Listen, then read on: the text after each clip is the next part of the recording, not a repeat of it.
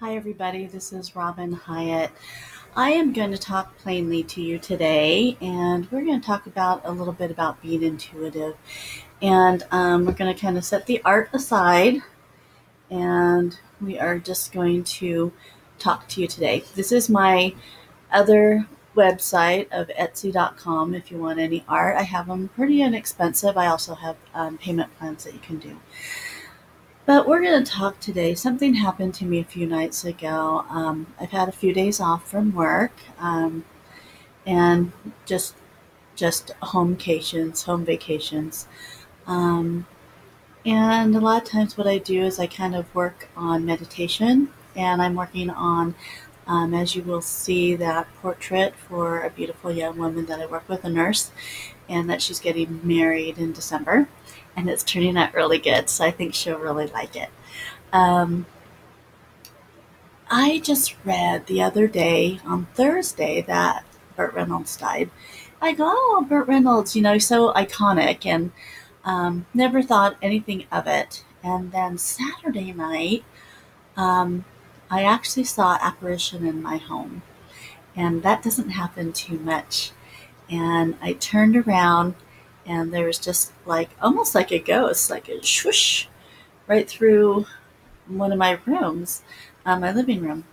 And then that night I was closing the curtains and I saw it again outside, swoosh, just a white shadow, just like a ghost, swoosh. And then all of a sudden, I, as an intuitive, when I know there's a presence um, close by, a high energy, it's almost like the hairs on the back of your neck stand up, and the energy just starts just shooting up and down my body. So I go, okay, somebody's here. So I get my energy wands, the divination rods, and I start talking. And I start out with a prayer, and then I start talking to my guide. And I ask who's here, and they said Burt Reynolds. And I went, oh my gosh, he just died a few days ago. A lot of times I won't talk to energy spirits shortly after they pass because they don't know how to control their energy. That's why his energy was so outstanding, because he didn't know how to control it yet.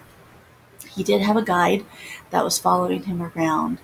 And I've learned through my experiences that you have to get permission to channel an energy.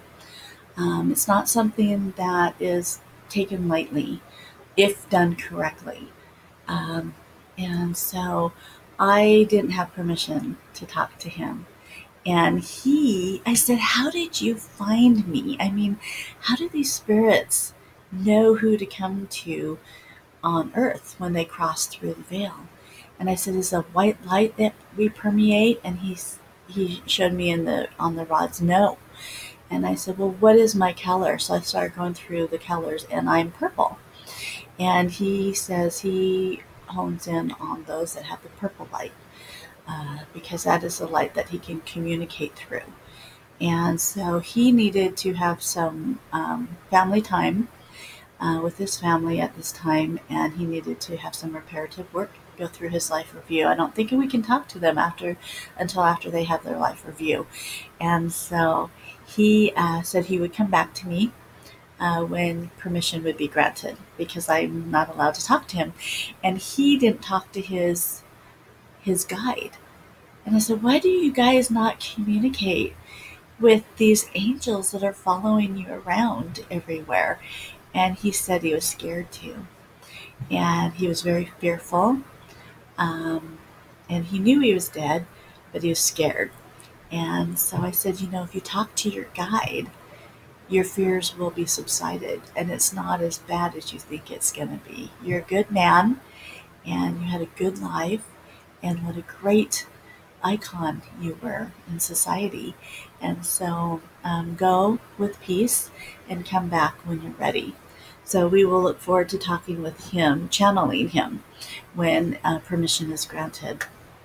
Also, I wanted to talk about being a intuitive, psychic, clairvoyant, whatever you want to name it. I just am who I am. And I know there's so many people on these YouTube channels that are clairvoyant, psychics, mediums, and that is great. And, it's kind of like a personality. You can't judge, you can't put everybody in the same category because we all have different um, gifts, tastes, personalities, upbringings. Um, and so it's just something that everybody has to take as their own. I never want someone to directly believe me. I want you to listen, and then I want you to discern for yourself if you feel that this resonates with you or not. I'm not going to say true because I believe everything I do is true, but I want you to feel if it resonates with you. Um, I have been doing some great readings lately of people that have wanted me to talk to their deceased loved ones. And I just say, I give information, and then you take it for what you want and see if it resonates with you and your deceased loved one. And I've been getting some really great feedback from that because I don't know. I don't know these people. And so I don't know what I'm saying. Is it correct? Sometimes you're going, why did I say that? And then they come back to me and said, that's how my husband used to talk. Those are the trigger words that he used to say. And it's like, okay, good, good, good. So that validates me um, in my quest of talking to spirits. And it's something that I love. Um, I feel energized and jazzed when I channel spirits and talk to them. And it's only when we have permission to do that. If you want true readings for people, they have to get permission. There's a process. And just like on Earth, you have to go through the right avenues before you can attain certain things. And so it is in heaven. So I didn't know if you knew anything about that. That was kind of new to me too. Um, what else? I wanted to talk to you about um, pretty much just enjoy these messages. Each one has a golden God nugget, is what a pastor told me. And they have a golden God nugget. So they will have something in each channeling that will make you aware. Every time I talk to people through their loved ones, or I can channel their higher self and give them information, um, they have an awakening. And that awakening, they can never go back. Once your eyes are opened and you have that awakening, you progress forward. You usually don't go back because you have that knowledge now. And it's what you do with it. And it's how you go along your path. And I'm just here as a vessel. As most spirits call me, I'm a vessel. And for them to channel to. I did have a channel where I talked to a deceased loved one, and I had something very different than I've ever had before, where I felt my spirit lift out of my body, almost in a universe, stars, and then I saw his spirit, and we intertwined together, and that's when I started the channeling. Is when my spirit intertwined with his spirit, and then I channeled him to a most amazing, loving um, words to his wife. So that was so exciting, and I think it was took her back a little bit. And I just love this, and I try to live my life in accordance to positivity and to love and to meditation and to keep my mind open.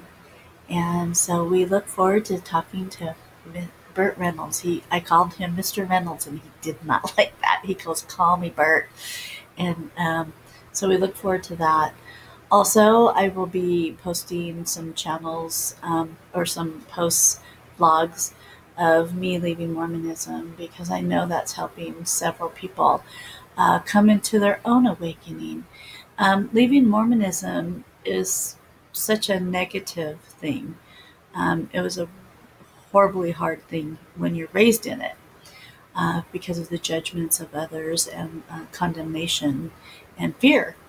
And so I am just trying to ease your mind that there's great life after Mormonism. You can stay a good person. You're loved by God always, and don't fear, and be calm. And you don't have to rebel. I see so many that go through depression and rebel, and you don't have to do that.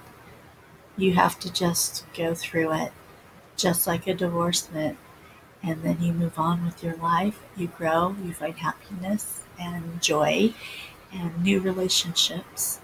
And I would like the Mormon people to come to an understanding that those in the family that do leave the church because they have a own epiphany, an own awakening of their truth, that you can still love them. You can still have them participate in family things. You can still ask if they want to go to church with you, and if they say no, fine. But don't reject the family members. God does not like when you reject your family. Over anything, any religion should not dictate to you of who you should love and who you should not love. Follow your heart.